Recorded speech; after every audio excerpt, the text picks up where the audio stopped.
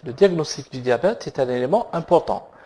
Donc en fait, vous pouvez répondre aisément à la question que posera des patients qui viendront chez vous, est-ce que je suis diabétique ou non? Donc vous êtes tout à fait dans vous avez la capacité de le faire sans aucune équivoque. Et je vous ai signalé les 4 façons de poser le diagnostic du diabète.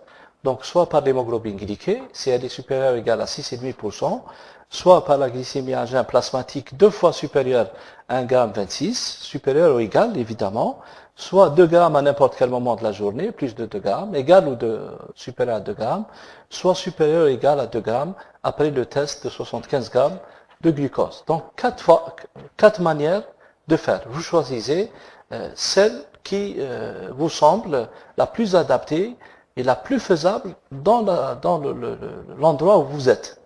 Vous n'avez pas d'hémoglobine glyquée, vous rabattez sur la glycémie plasmatique. D'accord? C'est tout. C'est un malade qui ne veut pas venir à jeun, etc. Ben, vous lui dites de venir l'après-midi, vous faites, etc. Donc, mais toujours, le diagnostic de certitude doit se faire par la glycémie plasmatique à jeun, l'hémoglobine glyquée, évidemment. Les prédiabètes, vous connaissez déjà, en plus des glycémies entre 1 et 1 gramme, 1,40 et pour l'intolérance et 1,99, vous avez également le taux d'hémoglobine A1C. Entre 5,6 et 6,9, vous avez l'hyperglycémie modérée à jeun, et ça vous permet de classer, comme je vous l'ai expliqué, les patients. Donc tous ceux qui sont entre 5,7 et 6,4 sont considérés comme des patients prédiabétiques. Voilà, vous avez les sujets à risque faible, les sujets à risque moyen, les sujets à risque élevé, très élevé. Donc, à partir de l'hémoglobine, vous répondez au patient. Il vous dit, par exemple, un patient arrive avec 4,8% d'hémoglobine. Ben, vous lui dites qu'il est normal. Il n'a pas de risque, il a un risque très faible de développer le diabète. Il arrive avec une hémoglobine à 5,6%. Il est prédiabétique.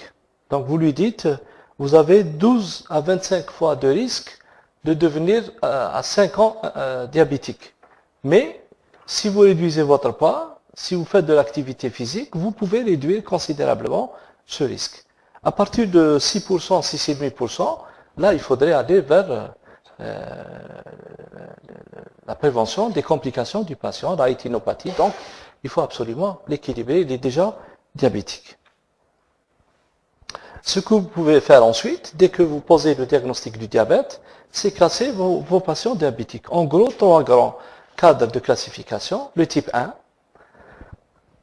insuline indispensable à la survie. Le type 2, comprimé ou insuline ou les deux. Mais l'insuline n'est pas indispensable, elle est indispensable pour équilibrer les patients diabétiques. Le diabète gestationnel, c'est le diabète qui survient pendant et peut disparaître après ou rester.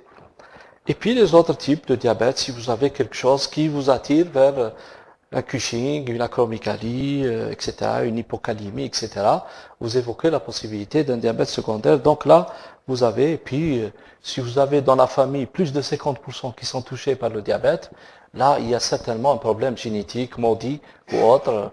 Vous vous adressez au CHU, les CHU sont en contact avec les gens qui font que ça, que pour faire la génétique et les dosages génétiques familiaux, etc. Bon, ce qui vous aide à classer vos patients, on l'a déjà dit, c'est l'interrogatoire, l'examen clinique et faire la part des choses. En gros, type 1, ça ressemble à ça, à gauche.